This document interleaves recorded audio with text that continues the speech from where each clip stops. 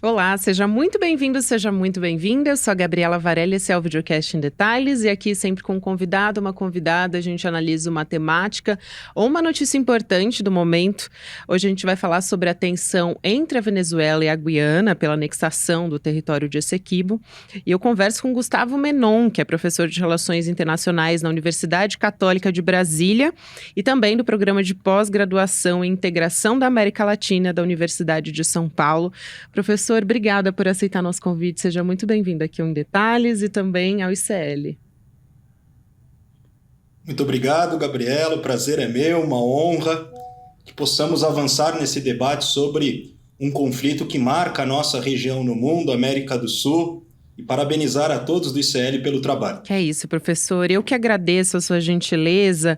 E eu quero começar com uma pergunta bem básica mesmo. Como que essa disputa começou? Porque a gente está falando de uma disputa histórica, né? E qual é o impacto para essas duas populações, né? A venezuelana e a da Guiana também. Excelente pergunta, Gabriela. Num primeiro plano, a gente precisa situar esse conflito, essas tensões bilaterais entre Venezuela e Guiana, a partir de uma conjuntura datada desde o período colonial, naquilo que se refere principalmente à formulação das novas repúblicas na América do Sul. Esse processo que se dilatou, desde meados do século XVI e que vai culminar no século XIX com as independências nessa região que hoje nós conhecemos como América do Sul. A Venezuela torna-se independente na primeira metade do século XIX e, desde aquele momento, pleiteia esse território em função exatamente das disputas que foram, de certa forma, orquestradas pelas potências colonizadoras. Lembrando que a Guiana foi colonizada a partir de interesses britânicos e, no caso da Venezuela, uma colonização vinculada sob a direção exatamente do chamado Império Espanhol. Naquilo que se refere exatamente a essa região de Essequibo, com essas disputas que foram ensejadas principalmente nos últimos dias, nós estamos falando de uma região de difícil acesso, uma região que não é tão povoada do ponto de vista da distribuição demográfica e que acaba integrando exatamente a região da Venezuela da bacia do rio Orinoco. Estamos falando de uma região privilegiada naquilo que se refere a recursos naturais, com uma forte prevalência atualmente na exploração do petróleo e gás, mas é fonte também de ouro, de urânio, entre outros recursos naturais. Desde aquele momento da colonização até as independências das novas repúblicas na América do Sul, processo esse datado, como eu disse, no século XIX, há uma disputa muito vinculada exatamente aos caminhos dessa região. Em função da Guiana se tornar independente, Gabriela, apenas no século XX. A independência da Guiana ela é conquistada a partir, então, de uma mediação com a Inglaterra em meados de 1966. Agora, essa região, por ser uma região em litígio, veja que ela é alvo dessas intervenções, inclusive da comunidade internacional, desde pelo menos a transição do século XIX para o início do século XX. E veja que naquele momento a Venezuela foi representada por interesses estadunidenses. Olha só. No chamado Tratado Arbitral de Paris, datado de 1899, a Venezuela teve como seus representantes exatamente juristas dos Estados Unidos, delimitando exatamente essa região que atualmente a Guiana considera como sua.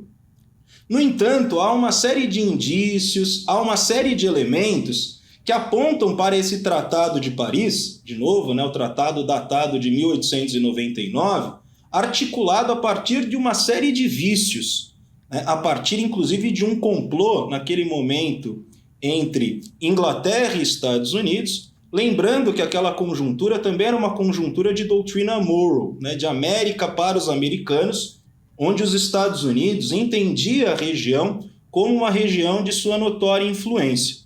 A Venezuela não reconhece, acho que isso é importante mencionar aos nossos telespectadores exatamente essa celebração do Tratado de Paris, datado de 1899. Aliás, esse rechaço foi alvo exatamente desse referendo do último final de semana. A primeira pergunta do referendo era se a população venezuelana reconhecia a legitimidade em relação ao Tratado de 1899. Professor, desculpa te interromper, porque o senhor falou justamente desse referendo e eu acho muito importante fazer essa pergunta, porque o referendo aconteceu, né, uma consulta pública, vamos dizer assim, no último domingo, dia 3 de dezembro, e aí a gente teve 95% dos eleitores aprovando essa criação de um novo estado de Essequibo.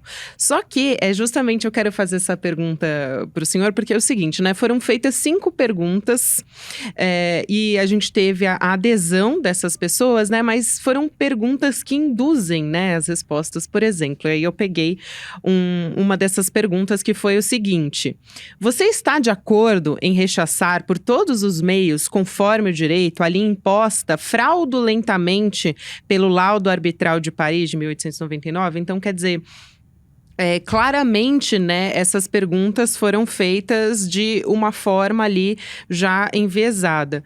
Então eu pergunto, qual que foi a intenção dessa consulta pública e qual é a verdadeira... se teve uma intenção eleitoral ali, né? Ou se de fato a Venezuela quer anexar essa região?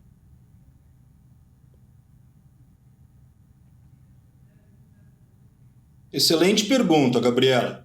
Percebam que essa consulta, na verdade um referendo, se dá em um momento político onde a Venezuela está às vésperas de sua eleição presidencial. Recentemente, houve um acordo, inclusive mediado a partir da atuação da diplomacia brasileira para a realização das eleições presidenciais no país, e também é uma forma do atual governo venezuelano, dirigido por Nicolás Maduro, de ensejar a população exatamente em uma disputa histórica.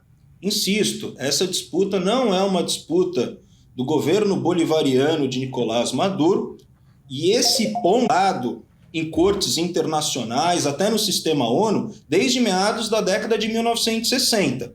Então, essa consulta que foi realizada no último domingo, na verdade, induzia a população, como você bem disse, como você bem elencou, a, de certa forma, legitimar essa luta histórica. Agora, esse movimento ele é dado em um contexto de tentativa de retomada do crescimento econômico venezuelano. A Venezuela não está no seu momento de maior crise econômica, muito em virtude das flutuações do preço do barril do petróleo. Houve uma retomada dos preços das commodities, e isso vem ajudando o governo de Nicolás Maduro a angariar apoio em sua base eleitoral. Então, sem dúvidas nenhuma, Gabi, esse movimento também é um movimento político que visa exatamente as eleições presidenciais de 2024. Né? Como que, em grande medida, Nicolás Maduro tenta, então, capturar essa pauta histórica no sentido de forjar exatamente a sua narrativa, construir uma série de plataformas favoráveis exatamente à sua eleição. E, claro, lembrando que essa região é uma região que atualmente é explorada por empresas transnacionais no campo do petróleo. Por exemplo, a ExxonMobil. E, no fundo, vale dizer que o governo venezuelano vem acusando exatamente o atual governo da Guiana por ser uma espécie de testa de ferro desses interesses transnacionais. Ou seja, como é que essa disputa ela envolve também atores extra-regionais. Eu acho também muito importante a gente colocar esse ponto, né? Porque aí vira a partir do momento que vira uma questão eleitoral, vira uma questão doméstica, e também a gente trazer a informação de que a pauta do Maduro está muito alinhada com a da oposição também. Quer dizer, a oposição diz que, na verdade, o governo de Maduro está sendo lento, que precisaria fazer uma anexação do território e não fazer um referendo, né, para ouvir a população venezuelana. Eu queria ouvir o senhor a respeito disso e também aproveito para perguntar, e acho que é uma pergunta muito importante, por que os moradores da Guiana não foram ouvidos nesse referendo, né? Em função exatamente dessas tensões que estão colocadas pela disputa do território, vale a pena recordar que, do ponto de vista exatamente das negociações, há o chamado Acordo de Genebra, datado de 1966. Esse acordo, onde Venezuela e o governo britânico daquele momento, veja que trata-se de um instrumento transitório para a solução conclusiva, pacífica e honrosa entre as partes. Acontece que em 1966, Gabi, a Guiana tornou-se independente e passou a ser parte também do Acordo de Genebra. A oposição venezuelana também é favorável a esse entendimento que esse território pertence à Venezuela. Então, essa pauta é uma pauta que extrapola os domínios do atual governo venezuelano, inclusive os setores bolivarianos.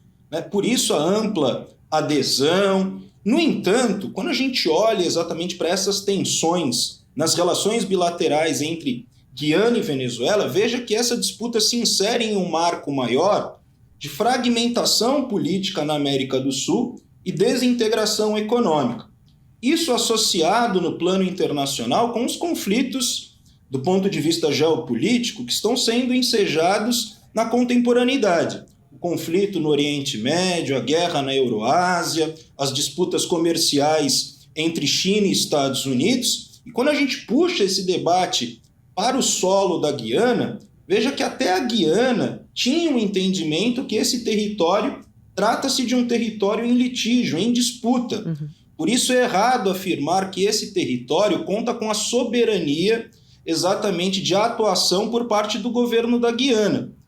Veja que isso já foi debatido desde meados dos anos 60, onde a Guiana tenta pleitear exatamente essa região em função da riquíssima, não só biodiversidade, mas em função dos recursos naturais que se manifestam naquele território. Obviamente que essa bandeira será apoiada, por exemplo, pelos Estados Unidos, e isso vem criando uma escalada das tensões nessa região, que é uma região fronteiriça, inclusive, da realidade brasileira. Essa questão do Brasil, inclusive, eu queria inserir aqui nessa pauta, né? Porque eu pergunto qual é a possibilidade de isso virar um conflito, de fato, na América Latina e afetar diretamente países como o Brasil, né? E aí eu pergunto se existe uma possibilidade, se o senhor enxerga que poderia realmente acirrar tanto a ponto de virar um conflito armado, que acho que essa é a maior preocupação, né, dos países aqui da América do Sul. Acredito que não, Gabi. Até em virtude do posicionamento do governo brasileiro se mobilizando de forma muito atenta em relação à escalada dessas tensões. O governo brasileiro recentemente mobilizou exatamente alguns blindados em direção a essa região norte do país e conta também com as negociações, com toda a assessoria do antigo chanceler Celso Amorim. Recentemente, Celso Amorim esteve exatamente com o atual presidente da Venezuela, Nicolás Maduro, reafirmando essa posição, que é uma posição, inclusive, mencionada pelo presidente Luiz Inácio Lula da Silva, de que a gente não precisa, nessa conjuntura de cruzamento de crises, de acentuação das contradições, trata-se de um conflito na América do Sul. No entanto, Gabi, a gente tem aquela mística de que as nossas fronteiras foram demarcadas por processos pacíficos. E isso não é verdade. Quando a gente olha para a formação dos Estados nacionais na América do Sul, nós estamos falando de uma série de guerras que prevaleceram, por exemplo, no século XIX. No caso brasileiro, a Guerra do Paraguai, em outros países da América do Sul, a própria Guerra do Pacífico, e esse conflito que se dilata desde o século XIX até a contemporaneidade nas relações entre Guiana e Venezuela. Então vale destacar que esse conflito não é um conflito novo, não é um conflito pertencente, inclusive, ao governo de Nicolás Maduro, e a própria Constituição da Venezuela, a Constituição datada de 1999, no seu capítulo 1º, reafirma que o país trata-se de um país de paz. Por isso, não acredito, respondendo diretamente sua pergunta, que seja possível exatamente um conflito armado entre Venezuela e Guiana, em função também da superioridade bélica das forças armadas do país bolivariano. Acredito que essa solução ela está sendo pressionada por parte do governo venezuelano no sentido, então, de suscitar, retomar essa discussão em relação a esse território em disputa. Até em questão de população, né, professor? A Venezuela tem pouco mais de 28 milhões de habitantes, enquanto na Guiana a gente tem pouco mais de 800 mil, né? Então, isso demonstra também a diferença entre esses dois territórios. Ainda nessa questão do Brasil, a gente tem o Brasil dizendo que esse é um assunto interno da Venezuela, que a América Latina, né, a América do Sul não precisa de mais um problema, mas, de fato, é um assunto que mexe com a estabilidade, né, da América Latina. O papel do Brasil. O Brasil é uma liderança regional, sempre teve um papel de diálogo, né, de maneira pacífica.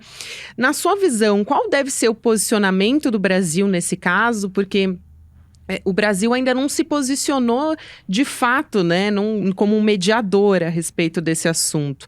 Teria que se posicionar de uma forma mais contundente, não, na sua avaliação? Em que medida seria ou não nocivo para os interesses brasileiros não, né, ter um papel de neutralidade nessa questão?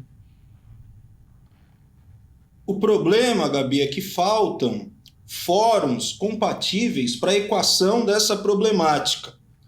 Por exemplo, a Guiana se apega exatamente a uma decisão, a um posicionamento em relação à Corte Internacional de Justiça. A Venezuela já deixou explícito que não reconhece a jurisdição dessa corte em relação ao tema. E nesse contexto de fragmentação política e desintegração econômica na América do Sul, percebam que há ausência de mecanismos, de instrumentos que possam viabilizar essa solução pacífica. Recentemente, no início do século XXI, nós tivemos, por exemplo, a presença da Unasul, a União das Nações Sul-Americanas, que tinha como um dos seus departamentos, em um dos seus principais órgãos, exatamente o Conselho de Defesa Sul-Americano. Em função exatamente dos posicionamentos político-ideológicos diversos na América do Sul, nós acabamos implodindo a Unasul, que poderia ser um instrumento importante nesse conflito, no sentido de pensar uma solução inviabilizando a presença de forças, de atores extra-regionais em relação a esse tema. O problema é que o conflito se transnacionalizou, inclusive com a atuação dessas potências no campo do petróleo. Citei aqui a ExxonMobil, mas percebam que, em função desse cenário de desintegração regional, a gente acaba abrindo margem para a atuação dessas forças extra-regionais. E o caso brasileiro é emblemático, porque o Brasil sempre teve um posicionamento de equacionar esses problemas, esses conflitos, a partir da atuação dos próprios países da América do Sul. Isso acaba convergindo, por exemplo, para a atual política externa brasileira, muito pautada em termos de cooperação Sul-Sul, com a ampliação do Mercosul, com a expansão dos BRICS, e retomando esse debate exatamente de uma política externa orientada em termos desse Sul global.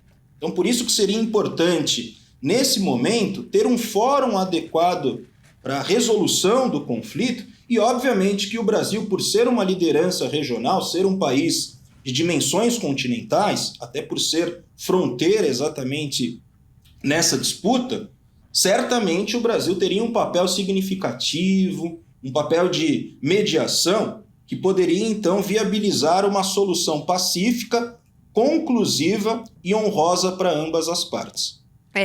A Venezuela hoje, né, diferente de outros países aqui da América Latina, é independente do Brasil, né, de forma política, econômica também. Na sua avaliação, professor, o presidente Lula teria condições, quais seriam os artifícios, né, de negociação política que o presidente Lula poderia ter para convencer Nicolás Maduro de desistir, enfim, desse conflito, né, de não acirrar a tensão ainda mais entre a Venezuela e a Guiana? Veja, Gabi, além da retomada desse processo da Unasul, obviamente que o governo brasileiro tem boas relações também com a Guiana, tem uma relação pujante do ponto de vista comercial, sociocomercial, as relações bilaterais também com a Venezuela, mas o Brasil está muito atento exatamente a essa escalada de conflitos. Por que eu não acredito que essas tensões, essas rusgas, evoluem para um conflito armado? Em função, inclusive, da natureza consultiva do referendo. O referendo, em nenhum momento, Gabi, fala sobre uma empreitada armada, ou seja, sobre uma invasão a esse território que está em disputa, uma ação propriamente militar. Isso já foi rechaçado num primeiro plano por parte do atual governo bolivariano, pelo atual governo da Venezuela, mas nós não sabemos como é que isso vai evoluir nos próximos dias, em função também do plano internacional que nós narramos. Nós estamos diante aí de uma série de tensões no campo das relações internacionais, no âmbito geopolítico, e claro que isso deve passar também como um tema central da próxima eleição presidencial na Venezuela. O Brasil pode, então, de certa forma, tentar equacionar essa escalada do conflito, das tensões, ponderando, tanto com o governo da Guiana, bem como diante do governo de Nicolás Maduro, o pleno entendimento em relação ao Acordo de Genebra, datado de 1966. Esse acordo, por ser uma via transitória, insisto, envolve uma série de debates, uma série de mecanismos que apontam exatamente para essa solução pacífica. É bem provável que o Itamaraty, o Ministério das Relações Exteriores, aponte exatamente para esse caminho. Tem um outro ponto de preocupação, que é a questão dos Estados Unidos, né, professor, para a gente fechar a nossa conversa. Mas o porta-voz do Departamento de Estado, o Matthew Miller, disse nessa segunda-feira, dia 4 de dezembro, que o governo estadunidense apoia uma solução pacífica para esse caso, mas que não pode ser resolvido por meio de um referendo, né? Depois o Nicolás Maduro foi lá e falou, olha, o presidente, retiraram a presidência do presidente da Guiana, porque ele disse que tinha tropas dos Estados Unidos prontas para travar uma guerra contra a Venezuela, né? Assim, quase que automaticamente ele respondeu isso numa transmissão. E aí se levantou uma discussão sobre a criação de uma base militar dos Estados Unidos, né, na Guiana. E aí falam... junto com isso, né, tem a posição dos países da América Latina. Quer dizer, o Brasil até o momento está numa posição de neutralidade, os outros países também não se posicionaram a favor da Guiana. Essa presença dos Estados Unidos diminui o protagonismo do Brasil? Qual que é a preocupação com o país estadunidense nesse conflito de fato? Pode piorar a situação, professor, na sua avaliação? Gabi, você coloca um player fundamental na atuação desse conflito, né? O que será exatamente da atuação dos Estados Unidos daqui por diante, sabendo que os Estados Unidos estão envolvidos em outros conflitos em outras partes do planeta, né? Na Euroásia, Oriente Médio, e do ponto de vista do porta-voz do Departamento de Estado nos Estados Unidos, veja que até o porta-voz ele reconhece o Acordo de Genebra de 1966. Ele considera exatamente esse entendimento de que as duas nações devem pensar em uma solução pacífica. Então, essa fala que muitas vezes vem sendo ventilada em alguns meios de comunicação, de que seria a tomada de 2/3 do território da Guiana, veja que essa fala é um tanto controversa. Claro. Em virtude, Gabi, exatamente de ser uma região que historicamente foi disputada. Insisto nesse debate, porque tem muita gente que fala, não, mas a Guiana atualmente administra o território, sem dúvidas.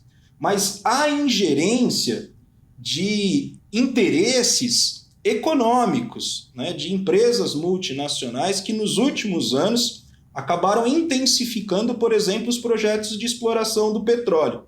Os Estados Unidos, obviamente, que se coloca favorável aos interesses da Guiana, vem se posicionando uma espécie de aliança velada em relação exatamente ao pleito da Guiana. Agora, veja que até os Estados Unidos não reconhecem a arbitragem datada de 1899 no Acordo de Paris, onde fica nítida e explícita exatamente as irregularidades, os vícios e as assimetrias naquele laudo arbitral. A Guiana atualmente fica se apegando a esse laudo. E veja que há uma série de questionamentos que estão articulados exatamente na atual conjuntura em relação a esses atores que são atores extra-regionais. A Venezuela também, para contextualizar, acho que é importante dizer, né, diz que o laudo foi feito de forma errada e que pela perspectiva histórica a região deveria ser venezuelana, né, e a Venezuela fez constar no acordo que ela não concorda com a fronteira, então isso deveria ser discutido posteriormente.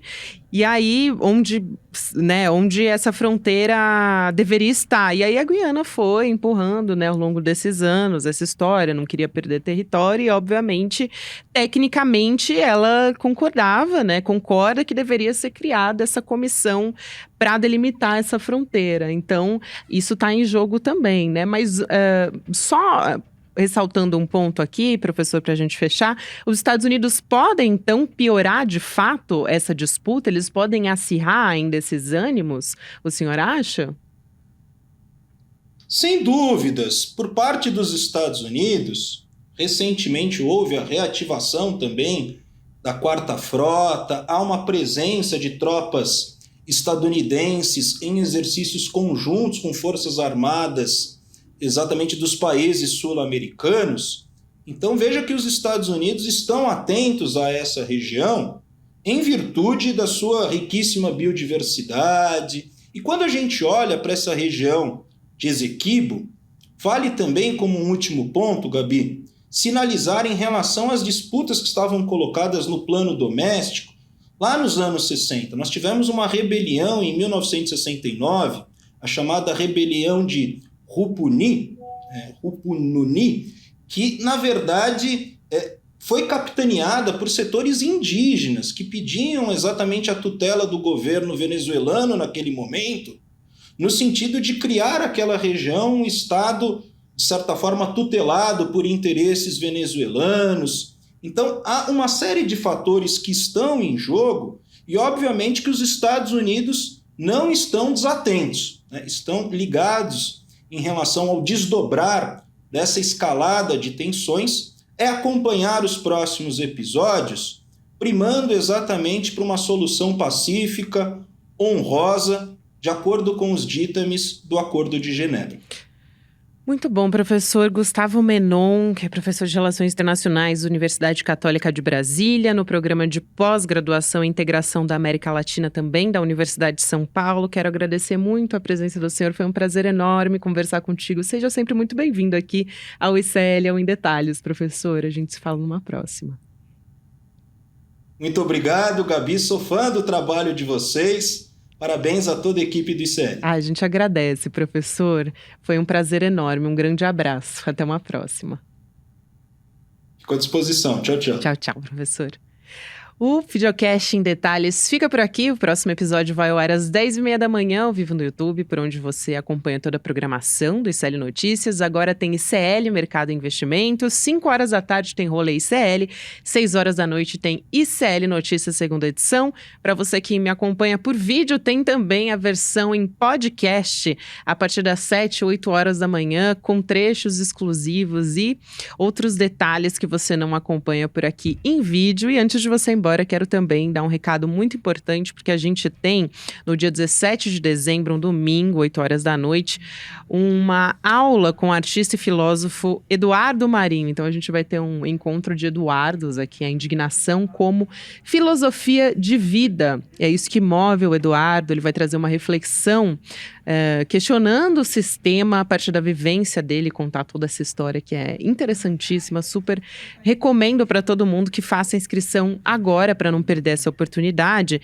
Então, se você fizer a inscrição em icl.com.br/em-detalhes, você pode acompanhar essa conversa ao vivo no dia 17 de dezembro, às 8 horas da noite. Então, garante a sua vaga para não perder essa conversa que é muito, muito relevante. Obrigada a você que nos acompanhou até aqui e até amanhã.